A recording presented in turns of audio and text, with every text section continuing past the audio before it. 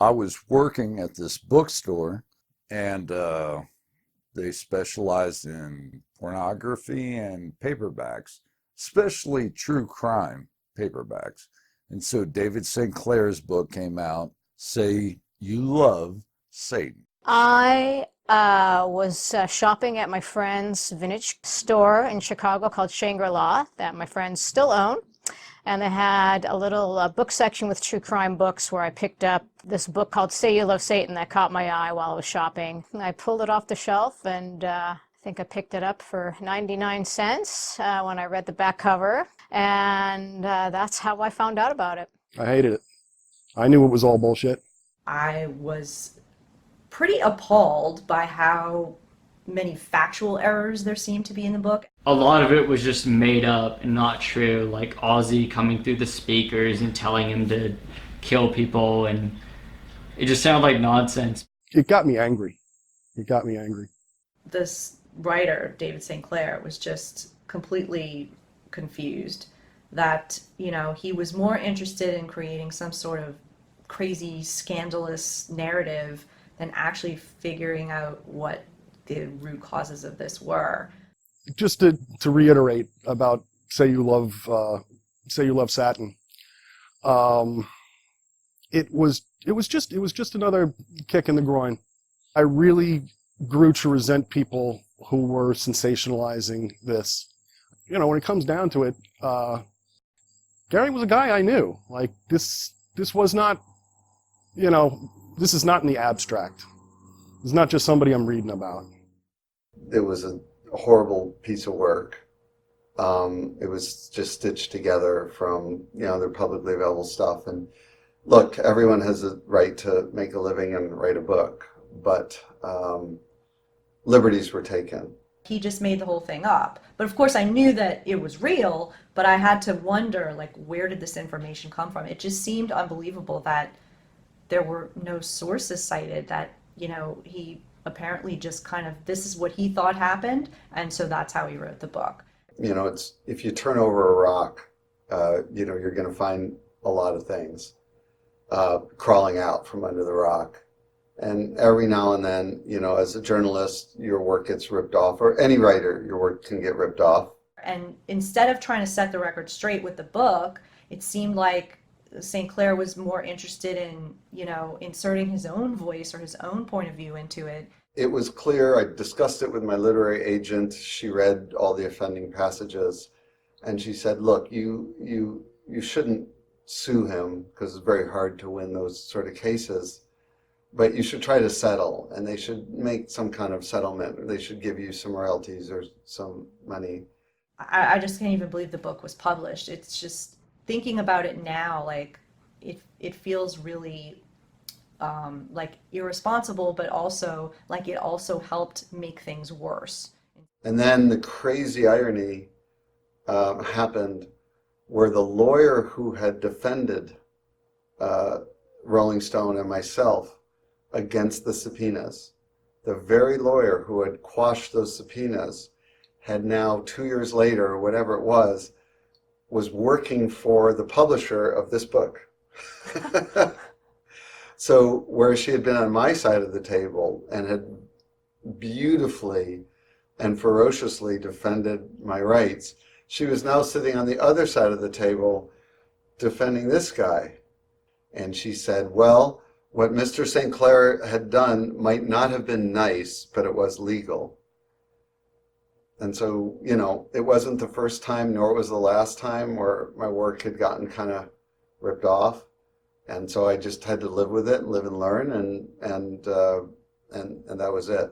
But now, 35 years later, as I stand before you, I get to do something that I've kind of wanted to do for 35 years. I never had a good opportunity. I don't know that I could do it, but here's the book. There's Ricky Kasso. This is probably the middle of the book, and so that's Say You Love Satan. Now it's only part of a book. And if this book had been really good, Jesse Pollock would not have had to write his book. So it took this book being bad for another writer to show up 30 years later and start digging into the story and say, I'm going to do it right. I'm going to correct this mistake. And that's what it takes. So anyway, that's that. So I picked it up, and as I was reading it, I specifically remember on page 196, which is, I wrote a song called 196. It said, "Nobody messes with the Acid King." And when I saw that, I said to myself, I'm going to name my next band Acid King. So I had the band name in my pocket, back pocket, for a while before the band came about.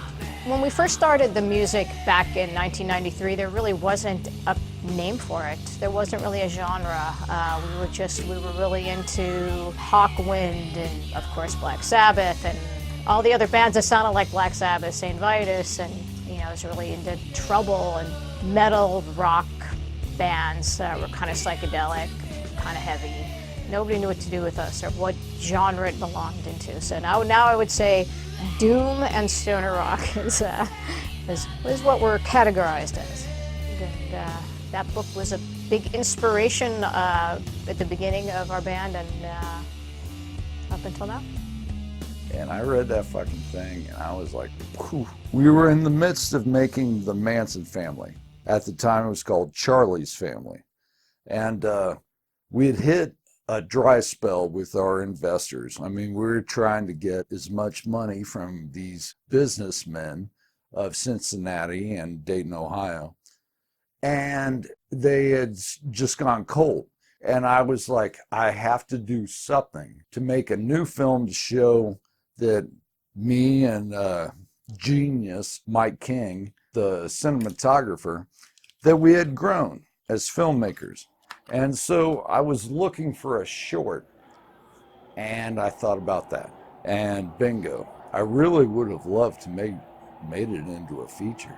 I had a limited budget. We had a ratio of 1 to 2 takes, and I shot every ounce of film that I bought. And I knew there was so much to that story. Oh man, I would have loved to made that into a feature. Man, I had it down. I was like, dude, if somebody could just give me $250,000 and we can get Ozzy, singing "Flying High Again" while Jimmy and fucking Ricky go to the Bronx to get their mescaline strips. Dude, this is cinema. I would watch that a million, just that sequence. I would watch it again and again. I think I got the attitude right. I mean, I updated it consciously. I was like, why fight costuming and cars and fucking license plates and all this shit? Let's just make it now. And I was actually infatuated with the kids of the early 90s that were coming at me because I was making a Manson film. I was like, wow, this is sort of similar territory, because Ricky was rebelling and these kids are rebelling, and why not just go for it,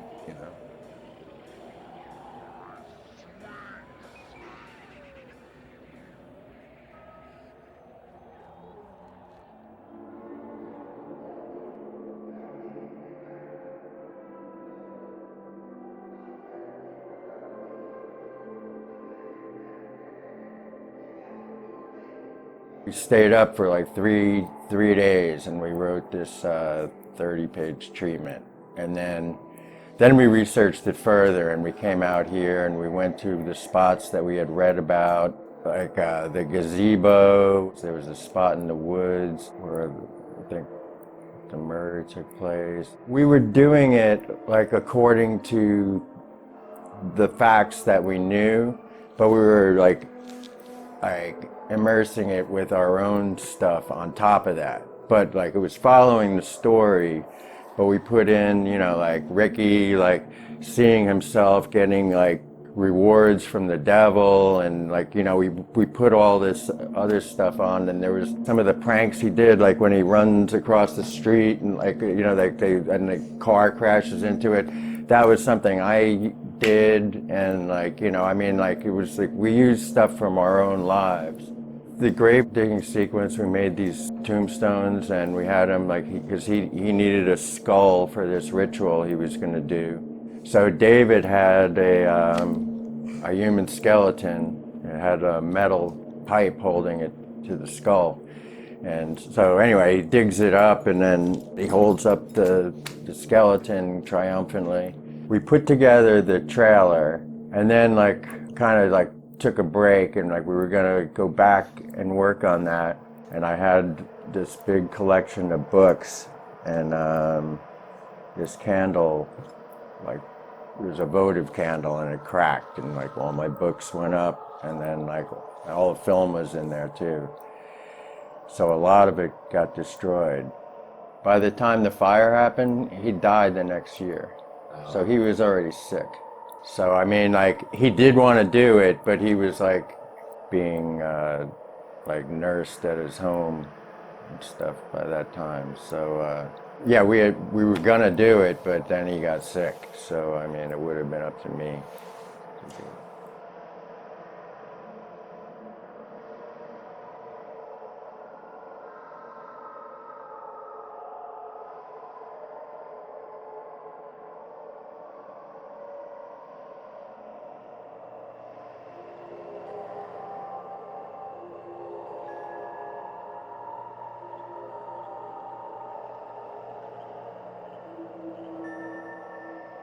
The film I'm making is called Lucifer's Satanic Daughter, or LSD for short.